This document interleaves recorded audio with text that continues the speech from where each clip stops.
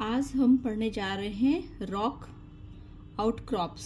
हम लोग bedding plane पढ़ लिए हैं। तो ऐसा रॉक जो है या चट्टान जो बाहर के तरफ में दिखता है ना, ज़मीन का ऊपरी सरफेस एरिया, मिट्टी, पेड़ पौधा जब हट जाता है, वो धुल जाता है, तो वो बाहर की तरफ में उसका पूरा का पूरा कलर एंड उसका टेक्सचर और वो बाहर की तरफ में उभरा हुआ नज़र आता है वो रॉक। तो इसको कहते हैं रॉक आउटक्रॉप, है ना, बाहर की तरफ निकला हुआ। किसी सैल संस्तर कोई भी बेडिंग प्लेन का धरातल पर दिखलाई देने वाला भाग उस सैल संस्तर, उस बेडिंग प्लेन का दृश्यांश या आउटक्रॉप कहलाता है। ठीक है, जिस स्थान पर अनक्षादन या डेनुडेशन के द्वारा यह ऊपरी आवरण हट जाता है, वहां नीचे की सैल संस्तर दृश्यांशों के रूप में धरातल पर प्रकट हो जाता है। ठीक है, जैसे मान लीजिए कि ये हमारा पहाड़ है, तो पहाड़ का कुछ पार्ट जो है वो मिट्टी के नीचे दबा हुआ निचला पार्ट, लेकिन कुछ पार्ट जो है इसके ऊपर का मिट्टी हट गया है, तो ये इसका एजेंट जो है वो इरोजन का जो एजेंट है ना, वो उसके द्वारा इसको हटा दिया गया है। तो ये जो है बाहर की तरफ में ऐसे खुला दिखता है, तो इसको कहते हैं रॉक आउटक्रॉप्स। इसका उपयोग क्यों होता है? ये अगर है दिखता आउटक्रॉप, तो आउटक्रॉप का किस किस चीज़ में हम लोग इसको यूज़ करते हैं, है ना, क्या हमारे लिए कैसे ये इम्पोर्टेंट है। तो इसका उपयोग है सैल दृश्यांशों से सैल संस्तरों का संपूर्ण विस्तार ज्ञात कर लेते हैं। मतलब जो आउटक्रॉप्स होते हैं उस वो टाइप ऑफ रॉक दिखता है ना, जैसे रॉक दिखा उसका टाइप ऑफ रॉक दिख जाएगा, वो किस तरह का रॉक है, उसमें कौन कौन से मिनरल्स हैं, हम आराम से उससे हम लोग देख सकते हैं। और इस तरह से हम लोग बेडिंग प्लेन के बारे में पूरा जानकारी ले लेते हैं और उसका विस्तार पता चल जाता है कि वो वहाँ पे किस तरह का रॉक है और उसका क्या हम यूज़ कर सकते हैं। मानचित्र में सैल दृश्यांशों के प्रतिरूप संबंधित सैल संस्तरों की भूवैज्ञानिक संरचना एवं स्थलाकृति निश्चित होती है। इस टाइप से जब आउटक्रॉप होते हैं तभी हमको समझ में आता है कि वहाँ पे नीचे में रॉक है। वो रॉक किस लिए है? वो भवन निर्माण के लिए मार्बल है कि वो ग्रेनाइट है कि वो सेडिमेंट्री रॉक है, किस तरह का रॉक, ये आउटक्रॉप से ही फटाक से हम पता कर लेते हैं। इसलिए आउटक्रॉप का इम्पोर्टेंस बहुत ज़्यादा होता है। ठीक है, नेक्स्ट पढ़ेंगे हम स्ट्राइक लाइन। स्ट्राइक लाइन किसको कहते हैं? हम लोग अभी बेडिंग प्लेन में पढ़ रहे हैं, जियोलॉजिकल मैप में बहुत सारे टर्म्स हैं, इसमें एक स्ट्राइक लाइन है। स्ट्राइक लाइन किसको कहते हैं ये पढ़ेंगे। किसी संस्तर तल बेडिंग प्लेन का कोई काल्पनिक क्षैतिज तल जिस रेखा के सहारे काटता है, उस रेखा की दिशा को नतिलंब कहा जाता है। आप इसको सिंपल से इस डायग्राम में आप देख सकते हैं कि ये हमारा डायग्राम है। ठीक है, इसमें ये बेडिंग प्लेन है, ये मान लीजिए ये है एक बेड, ये दूसरा बेड है, ये दो चट्टान का लेयर है। ठीक है, ये एक बेड है और ये जो है बेड ये झुका हुआ है, ये हॉरिजेंटल या वर्टिकल नहीं है, ये टिल्टेड है। ये दो बेड है, ये ऊपरी पार्ट है ये ज़मीन का और ये इसके नीचे ये दो तरह का ए और बी टाइप का बेड है। ये झुका हुआ है ईस्ट टू वेस्ट डायरेक्शन में, ये झुका हुआ है बेड इस टाइप से। ठीक है, जैसे मान लीजिए कि ये एक बेड है। ठीक है, और ये जो है वो झुका हुआ है, इस टाइप से झुका हुआ है। तो ये प्रॉपर वे में ये दिखेगा आपको कि ये जो है ना, मान लीजिए कि एक किसी ये मैप कोन है, कोन शेप का बना हुआ हमारा एक कोई भी प्लेटो है, वो इस डायरेक्शन में ऐसे करके झुका हुआ, वो स्ट्रेट भी नहीं है, वो फ्लैट भी नहीं है, वो थोड़ा सा टिल्टेड है। तो ये टिल्टेड टाइप का ये एक बताया है कि इस टाइप से बेडिंग प्लेन है। इस बेडिंग प्लेन में आप देखोगे कि कोई भी पहाड़ जो झुका रहता है उसके अगल बगल से कोई अगर नदी पास कर रही होती है ना, तो नदी क्या करेगा कि वो जो बेडिंग प्लेन है उसको टच करते हुए जाएगा। नदी का क्या रहता है, नदी हमेशा हॉरिजॉन्टल बहता है, उसमें कोई उतार चढ़ाव नहीं होता पानी में, वो एकदम फ्लैट होता है। तो ये पानी जो है, पानी का जो लेयर है, ऊपरी लेयर, वो किसी न किसी ये जो बेडिंग प्लेन है इसको टच करेगा किनारे में, इसका किनारा हो गया, नदी का ये किनारा हो गया। तो ये जो किनारा है, नदी का किनारा, इस बेडिंग प्लेन को जहाँ पे ये कट करता है ना, इसको हम लोग है कि ये किनारा है, ये किनारा जो होता है इसी को कहते हैं स्ट्राइक लाइन जियोलॉजिकल मैप में। ये एक ओरिजिनल जो है धरातल पर ये होता है, ये इसको स्ट्राइक लाइन कहते हैं। या फिर किसी भी काल्पनिक क्षैतिज तल की कल्पना करते हुए हम किसी भी बेड को जो काटता है उसको कहते हैं स्ट्राइक लाइन। और ये जो है डायरेक्शन ऑफ डिप है। डायरेक्शन ऑफ डिप किसको कहते हैं कि ये जो बेडिंग प्लेन है वो किस डायरेक्शन में झुका हुआ है। तो आप देखोगे कि वो इस ऐसे झुका है ना, वो इस तरह से झुका हुआ है, इस तरह से झुका हुआ है। वो पूरब भाग जो है इसका ईस्ट पार्ट जो है वो उठा हुआ है और वेस्ट पार्ट इसका झुका हुआ है। तो इस ढंग से है। तो इस बेडिंग प्लेन का जो डायरेक्शन होता है इसी को कहते हैं डायरेक्शन ऑफ डिप। मतलब ये पूरब से पश्चिम डायरेक्शन में इसका डिप है। तो ये डायरेक्शन ऑफ डिप हो गया पूरब से पश्चिम। तो ये जो होता है डायरेक्शन ऑफ डिप जो होता है ये एकदम 90 डिग्री एंगल बनाता है किसके साथ में, स्ट्राइक लाइन के साथ में। तो ये जो लाइन कहते हैं इसको डायरेक्शन ऑफ डिप। और जहाँ पे ये कटता है काल्पनिक क्षैतिज रेखा या कह लीजिए नदी का किनारा है ना, जहाँ पे कट कर रहा होता है उस बेड रॉक को, ये होता है स्ट्राइक लाइन। फिगर में हम इसको बनाते हैं स्ट्राइक लाइन। ठीक है, दो चीज हमसे सीखे कि कोई भी बेडिंग प्लेन का जो ढाल है किस दिशा में है उसको कहते हैं डायरेक्शन ऑफ डिप। और उसको कोई भी काल्पनिक क्षैतिज तल जहाँ पे कट करता है उसको, ये वाला जो लाइन है, ये जो पूरा का पूरा फ्लैट एरिया है, ये क्या है, काल्पनिक एक हॉरिजेंटल प्लेन है। ये हमेशा हॉरिजेंटल ही रहेगा। बेड तो हॉरिजेंटल, वर्टिकल, टिल्टेड तीनों हो सकता है, बट ये जो कट कर रहा है ये हमेशा हॉरिजेंटल होगा। तो ये जो हॉरिजेंटल लाइन है जहाँ पे कट कर रहा है बेडिंग प्लेन को, इसको कहते हैं स्ट्राइक लाइन। ठीक है, अब इसका डिफिनीशन क्या होगा। स्ट्राइक लाइन सदैव क्षैतिज हॉरिजेंटल होती है। इसका ढाल 0 अंश के बराबर होता है। नेचुरली है कि चूंकि ये फ्लैट होगा तो क्या होगा, इसका एंगल तो 0 होगा। ये चूंकि बिल्कुल फ्लैट होता है, ऐसे होता है ना, तो इसमें कोई एंगल बनता नहीं है, ये 0 डिग्री पे होता है। किसी रेखा की 2 दिशाएं होती, कोई भी एक रेखा होगा, जैसे मान लो ऐसे है ना, तो एक कोई रेखा नॉर्थ साउथ होगा या फिर वो ईस्ट वेस्ट होगा। तो वैसे किसी न किसी रेखा की 2 दिशाएं होती हैं, किंतु परंपरानुसार नतिलम की दिशा को उत्तर दिशा के संदर्भ में बतलाया जाता है। कभी भी जब हम जियोलॉजिकल मैप बनाएंगे ना, तो जो स्ट्राइक लाइन होता है उसको हम लोग नॉर्थ डायरेक्शन में दिखाते हैं। ठीक है, जैसे ये कुछ ना कुछ रूल्स होते हैं हमारे मैप के। जैसे ये हम जब भी स्ट्राइक लाइन बनाएंगे ना, तो इसको हम इस ढंग से दिखाएंगे कि ये नॉर्थ डायरेक्शन में है। ठीक है, वो नॉर्थ टू साउथ, ये नॉर्थ हो जाएगा और ये साउथ हो जाएगा। ठीक है, इस डायरेक्शन में होता है। अगर आपको इस तरफ पे भी ढाल होगा, पश्चिम से पूरब भी ढाल होगा ना, तो भी जो स्ट्राइक लाइन होगा, मान लीजिए वो भी क्या होगा, वो भी नॉर्थ और साउथ डायरेक्शन में हम इसको दिखाएंगे। तो ये कुछ रूल्स हैं हमारे जियोलॉजिकल मैप में स्ट्राइक लाइन को दिखाने के। ये क्वेश्चन में आ सकता है कि स्ट्राइक लाइन को जो है ना किस दिशा में दिखाया जाता है, तो ये उत्तर दिशा के में एरो बना के दिखाया जाता है।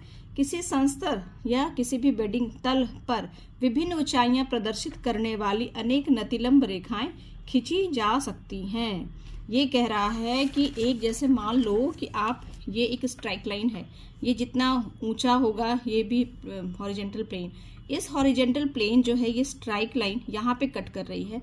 हो सकता है कि इसका लेवल और बढ़ जाए, नदी का लेवल और बढ़ जाए, तो ये एक इसके पैरेलल और कट करेगा, ये और इसको ऊपर कर दिया जाए तो ये इस और को कट करेगा।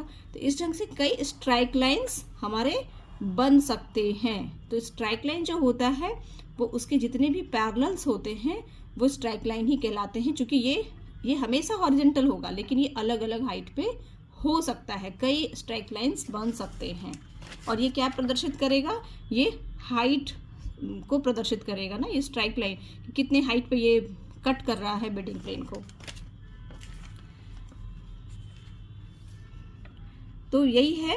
और किसी संस्तर तल की समस्त नतिलंब रेखाएं सरल और परस्पर समानांतर होती है। ये कैसा होता है स्ट्राइक लाइन, हमेशा ये सरल होते हैं, सीधी रेखा हमेशा होती है और ये एक दूसरे के पैरेलल होता है। तो आप इसका एक एक क्वालिटी समझिए कि ये तो जो स्ट्राइक लाइन होते हैं वो सरल रेखा होती है, ये एक दूसरे के पैरेलल होता है। अगर एक से अधिक स्ट्राइक लाइन है, स्ट्राइक लाइन हमेशा जो है वो डायरेक्शन ऑफ डिप के समकोण पर होता है। देखिए समकोण पर होता है, ठीक है। ये इसकी क्वालिटी है कि ये हमेशा समकोण पर होता है और कई अलग अलग ऊंचाइयों पे कई हम स्ट्राइक लाइंस को खींच सकते हैं, ठीक है। अर्थात किसी नतिलंब रेखा पर स्थित समस्त बिंदुओं की समुद्र तल से ऊंचाई समान होती है। क्यों? क्योंकि स्ट्राइक लाइन जो है वो समुद्र तल से जो ऊंचाई है उसको ही बता रहा होता है। कोई भी रेखा क्या होगा, ये जो आपका स्ट्राइक लाइन है कहीं ना कहीं हर एक चीज़ों की हाइट को क्या किससे तुलना करते हैं हम लोग, समुद्र तल से तुलना करते हैं। तो ये मान लीजिए कि ये 100 मीटर की ऊंचाई पर ये बेडिंग प्लेन को काट रहा है। तो दूसरा जो स्ट्राइक लाइन बनेगा वो 200 पे हो सकता है, फिर 300 पे हो सकता है, फिर 400 पे हो सकता है। जैसे जैसे इसको हम ऊंचा करते जाएंगे तो स्ट्राइक लाइन का जो है ना ऊंचाई के हिसाब से वो चेंज होते जाएगा, इसका हाइट, है ना।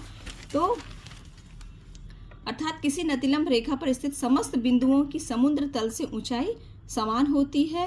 अतः नतिलंब रेखाओं को संरचनात्मक समुच्च रेखा भी कहते हैं, स्ट्रक्चरल ऑफ स्ट्रेटम कंटूर भी कहते हैं। समुच्च रेखा जो होती है मतलब वो उसका ये डिफिनीशन होता है कि समान ऊंचाई को दिखाने वाली रेखा। तो ये क्या है, जैसे ये बेडिंग प्लेन है, इस बेडिंग प्लेन में समान ऊंचाई, ये जो लाइन है ये क्या है, ये एकदम ये है हॉरिजॉन्टल है, एकदम स्ट्रेट लाइन है हॉरिजॉन्टल। ये 100 में है तो दूसरा 200 पे हो सकता है, 300 पे, अलग अलग ऊंचाई का, समुद्र तल से ऊंचाई का कई स्ट्राइक लाइन्स बन सकता है। तो समुच्च रेखा भी तो वही होता है ना। समुच्च रेखा क्या होता है कि समान ऊंचाई को मिलाने वाली रेखा, मतलब जो भी एक ये समुच्च रेखा होती है तो ये जितने भी जगह हैं वो सारे जगह क्या होगा, सेम हाइट के होंगे। तो सेम हाइट के होंगे तो ये जितने भी स्ट्राइक लाइन होते हैं यही समुच्च रेखाएं भी होती हैं। यहाँ पे आपको कंटूर लाइन समझ में आएगा। जैसे मान लीजिए कि कोई भी ऐसे एक माउंटेन है ना, ये कोई भी माउंटेन है,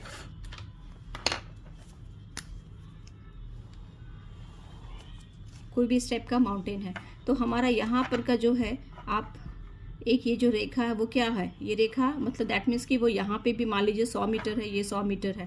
तो जितना भी क्षेत्र होगा सब कितने का होगा, सब किस हाइट का होगा, सब 100 मीटर होगा। किससे? समुद्र तल से ऊंचा, समुद्र तल की ऊंचाई से ऊंचाई है 100 मीटर होगा। फिर वैसे दूसरा अगर स्ट्राइक लाइन खींचेंगे तो ये 200 का होगा। तो ये क्या हुआ, ये सारे के सारे कंटूर लाइन बन जाएंगे ना। इसके पीछे भी अगर एक घुमा देते हैं तो ये भी है, फिर ये ऐसे ये क्या बन जाएंगे, पूरे के पूरे कंटूर लाइन बन जाएंगे।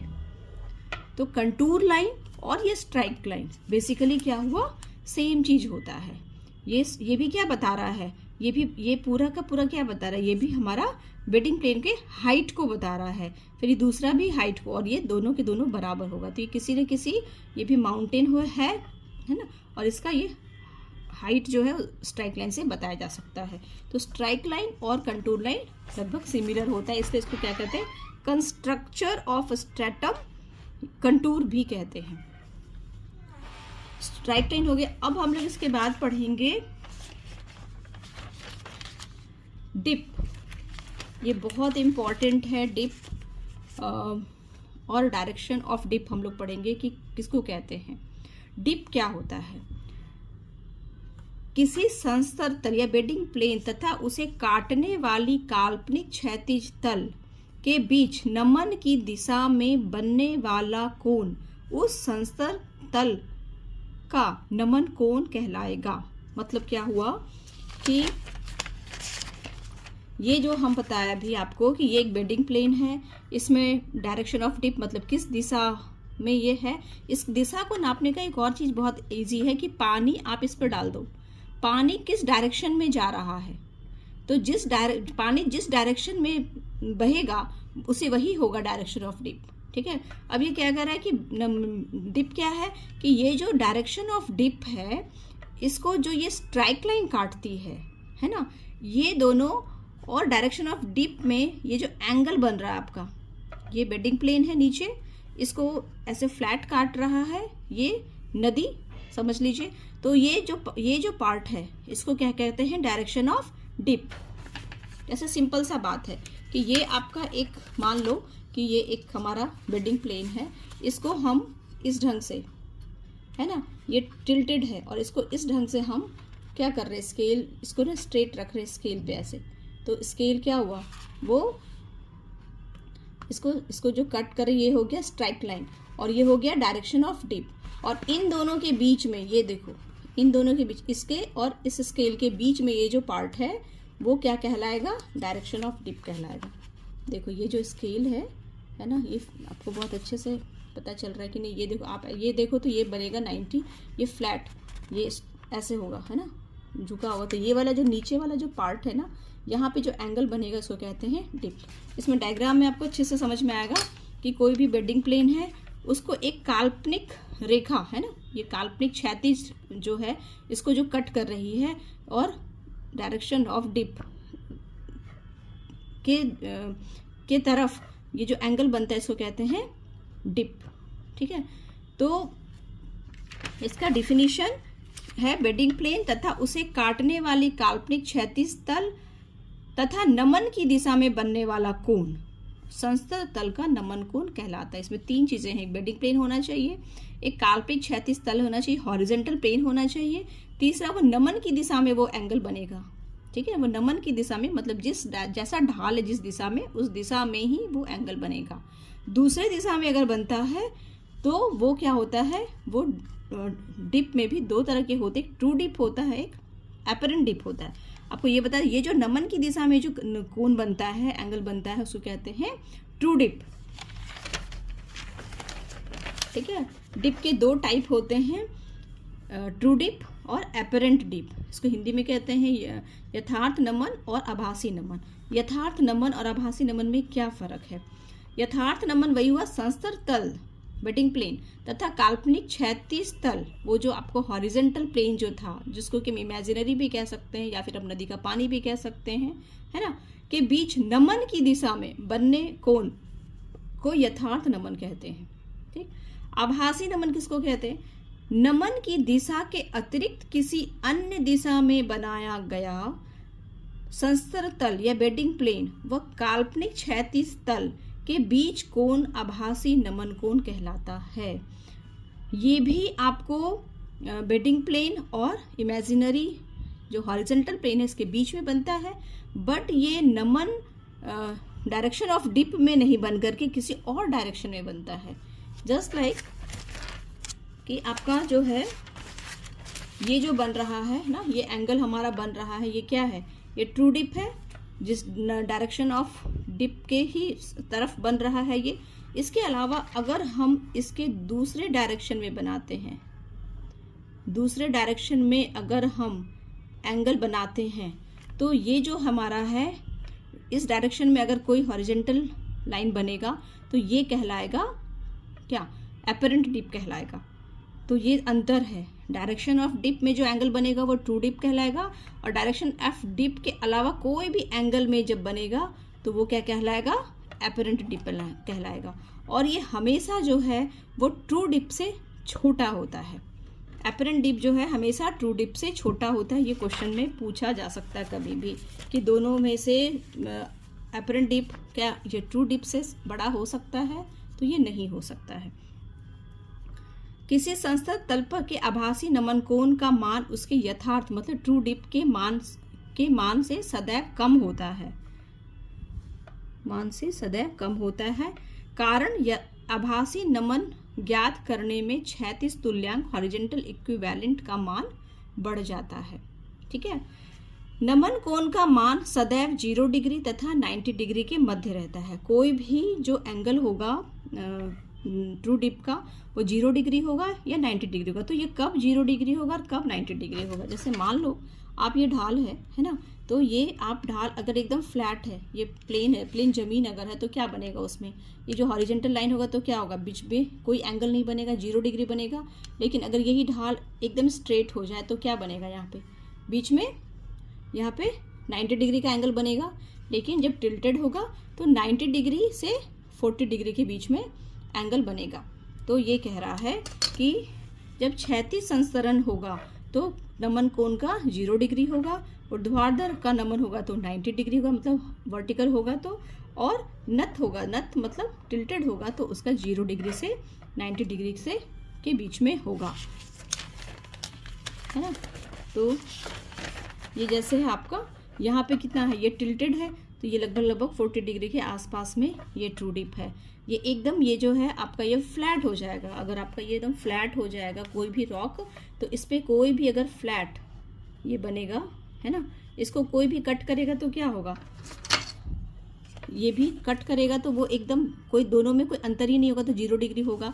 अगर ये वर्टिकल हो जाएगा, वर्टिकल मतलब कोई भी रॉक वर्टिकल हो जाएगा, तो इस पे जो भी कट करेगा ना, ऐसा कोई भी इस पे जो बनेगा क्षैतिज रेखा जो भी रखाएगा वो क्या हो जाएगा, 90 डिग्री का एंगल बनेगा, है ना। और टिल्टेड होगा तो 0 से 90 डिग्री के बीच बनेगा। तो इस ढंग से जो है नमन चेंज, नमन मतलब एंगल जो है वो चेंज होते रहता है। कह रहा ऊर्ध्वाधर वर्टिकल संस्तर मतलब जो एकदम वर्टिकल कोई भी अगर माउंटेन है कि रूढ़ चिन्ह में लंबी भुजा नतिलंब की दिशा तथा छोटी भुजा नमन की दिशा बतलाती है। अब आप इसमें देखोगे कि एक चीज़ कि ये जो है स्ट्राइक लाइन जो है वो हमेशा एक लंबे रेखा में दिखाया जाता है। ये सब छोटे छोटे क्वेश्चन है, ये बनाने में आपको सुविधा होगा, याद रखना होगा। ये जो है ना डायरेक्शन ऑफ डिप छोटा होता है और स्ट्राइक लाइन में थोड़ा सा जो है कोण वो बड़ा होता है। दिशा छोटी भुजा तथा नमन की दिशा छोटी होती है, मतलब डायरेक्शन ऑफ डिप छोटा बनाया जाता है और स्ट्राइक लाइन थोड़ा बड़ा बनाया जाता है। मानचित्रों का अध्ययन करते समय नमन की दिशा को उत्तर के संदर्भ में लिखते हैं। ये बहुत इंपॉर्टेंट है कि जब हमको ये क्वेश्चन पूछेगा कि किसी भी बेडिंग प्लेन का क्या डिप है, क्या डिप कितना एंगल का डिप है, तो इसमें हमेशा हम जब भी डिप को लिखेंगे तो नॉर्थ डायरेक्शन में लिखेंगे। ठीक है, जैसे ये जो आपका जो अभी हम लोग जो एंगल पढ़े थे वो क्या पढ़े थे, वो हम लोग 40 डिग्री के आसपास पढ़े थे। तो इसमें लिख रहा है नॉर्थ लिखेंगे पहले, जब भी हम इसमें डिप बताएंगे, डिप का डायरेक्शन बताएंगे, नॉर्थ लिखेंगे क्योंकि स्ट्राइक लाइन नॉर्थ की तरफ में दिखाया जाता है, नॉर्थ लिखेंगे। फिर जो भी डिग्री है वो 40 डिग्री लिखेंगे। फिर वो किस तरफ से किस तरफ है ढाल, है ना। तो हमारा क्या था, पूरब से पश्चिम था, ये पूरब से पश्चिम के तरफ में था तो पूरब के तरफ लिखेंगे हम लोग। अगर पश्चिम से पूरब होगा तो हम लोग पश्चिम लिखेंगे। तो इसमें हम लोग क्या लिखेंगे, ईस्ट लिखेंगे। ये हम लोग ऐसे करके इसका डिप लिखते हैं। ठीक है, तो शैल संस्तरों के झुकाव के लिए नमन तथा धरातलीय प्रवणता के लिए ढाल शब्द का प्रयोग होता है। देखो ये दो वर्ड है, दोनों लगभग सेम है। नमन भी क्या होता है, नमन का जब हम लोग डिप निकालते, मतलब हम लोग जब डिप का एंगल निकालते तो उसको हम लोग नमन कहते हैं। जब एंगल निकालना तो उसको क्या बोलते हैं, डिप कहते हैं, ठीक है, या नमन कहते हैं। लेकिन जब इस ऐसे क्या होता है, वो कोई भी चट्टान का क्या होता है, ढाल होता है ना। तो कितना ढाल है, तीखा ढाल है ना, या कम है, कम स्लोप है, तो ढाल का इस्तेमाल, ढाल क्या होता है, ढाल की प्रवणता कह रहा है। प्रवणता दैट मीन्स है कि कितने मीटर के बाद वो कितना डिग्री एंगल में झुका हुआ है ना, इसको प्रवणता कहते हैं। मतलब किस किस डिस्टेंस पे कितना दूरी पे, मान लो कि 1 ही मीटर में वो उसका ढाल ज़्यादा एंगल बना रहा है तो वो क्या कहलाएगा, वो तीखा ढाल कहलाएगा। और एक मीटर पे बहुत कम एंगल बना रहा है तो वो हल्का ढाल कहलाएगा। तो ढाल समझ में आ रहा, ढाल में और नमन में या डिप में क्या फ़र्क होता है। जनरली नमन हम तब शब्द यूज़ करते हैं जब हम उसका एंगल नापते हैं, और जनरली हम किसी भी पहाड़ किसी भी रॉक का हम ढाल कहते हैं उसको। ठीक है, तो आई होप कि सारा कुछ क्लियर हो गया। रॉक आउटक्रॉप, स्ट्राइक लाइन किसको कहते हैं, प्लस हम लोग डिप किसको कहते हैं, और हम लोग डिप निकालते कैसे हैं। ठीक है, डिप हम लोग कैसे निकालते हैं और एपरेंट डिप किसको कहते हैं, ये सारी चीज़ें आज इस वीडियो में क्लियर, ये एकदम कंसेप्ट चीज़ है। इसके बाद हम पढ़ेंगे सेक्शन लाइन कैसे बनाते हैं, ये बहुत इंपॉर्टेंट है। इसके साथ में जो है हम लोग कंटूर लाइन थोड़ा आपको बता देते हैं। कंटूर लाइन क्या होता है, कोई भी पहाड़ है ना, तो ये तो आप लोग स्ट्राइक लाइन पढ़ लिए कि जैसे मान लीजिए ये है डायरेक्शन ऑफ डिप, ये इसको क्या काट रहा है, ये क्या है, ये हो गया स्ट्राइक लाइन हो गया, ये डायरेक्शन ऑफ डिप हो गया। यहाँ पे जो एंगल बनेगा, ये जो एंगल बनेगा वो हो गया डिप। ठीक है, अब कंटूर लाइन क्या होता है कि इस सारे को जो है ना हम लोग क्या करते हैं, इतने सारे स्ट्राइक लाइन खींच लेते हैं और हम लोग इससे धीरे धीरे डॉट बनाते हैं ऊपर। ठीक है, सारे इसको हाइट पे डॉट बना लेते हैं, सबका हाइट भी लिख लेते हैं। जैसे मान लो इसका 100 मीटर है, 200 मीटर है, 300 मीटर है, 400 मीटर है, ये सबको हम ऊपर करते जाते हैं। ठीक, और ये करके हम लोग क्या करते हैं, ये वाला पार्ट देखो, ये वाला पार्ट सबसे ऊंचा है, ये 400 मीटर है, तो ये वाला पार्ट, ये पॉइंट और ये पॉइंट है, ये चूंकि सर्कल होता है एक प्लेटो, तो इसको भी हम एक सर्कल रूप में बनाते हैं, ये कंटूर लाइन। ठीक है, अब दूसरा ये 300 मीटर है, तो इसको हम इससे नीचे बनाएंगे, ये वाला पॉइंट को मिलाते हुए तीसरा बनाएंगे, दूसरा बनाएंगे। ये 300 का दिखा रहा है, ये 400 का दिखा रहा है, फिर ये ऐसे ही हमारा ये 500 का किसका दिखेगा, 200 का दिखेगा, फिर ये दूसरा हमारा ये लास्ट वाला ये 100 का दिखेगा, है ना, ये 100 का दिखेगा, 100 मीटर का। तो आप देखोगे कि ये जो कंटूर लाइन इसका कैसा शेप है, बीच का पार्ट गोल है, फिर उससे थोड़ा आप इसको ऐसे ऊपर से किसी भी पहाड़ को जब ऊपर से देखोगे ना, एकदम स्ट्रेट ऊपर से जहाज से देखोगे ना, तो एक कंटूर लाइन के शेप का दिखेगा। अगर उसमें रस्सी बांध दिया जाए तो वो सारे के सारे रस्सी ना इस टाइप से दिखेंगे, बीच वाला छोटा, फिर जैसे जैसे जाएंगे वो बड़ा नीचे होते जाएगा। तो कंटूर लाइन ये जो होता है ना, वो ऐसे ही बनता है किसी भी पहाड़ का, ये शेप होता है। ठीक है, तो ये कंटूर लाइन में ही हम स्ट्राइक लाइन का यूज़ करेंगे, और हम लोग सेक्शन कैसे बनाते हैं ना, वो हम पढ़ेंगे नेक्स्ट वीडियो में। Thank you.